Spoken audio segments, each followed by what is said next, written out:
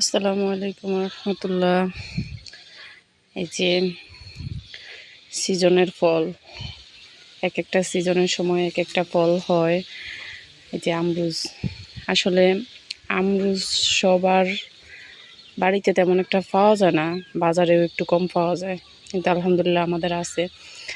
কিন্তু আমাদের খাইতে মন চায় না, আজকে একটু লইছি যে আজকে একটু খাবো। আমরা লেবু, আমরুজ এগুলো মিলাইয়া খাবো। মাঝে মাঝে একটু বাচ্চাদের রিয়াকশান দেখি, ওরা তো অনেক খুশি। এখন লেবুর লবণ মরিচ মাখাইছি, আমরা লবণ মরিচ মাখাইছি। এই যে এখানে আমরুজ আছে, আমরুজগুলোতে লবণ মরিচ মাখাবো না, কারণ বাচ্চারা খাইতে পারবো না।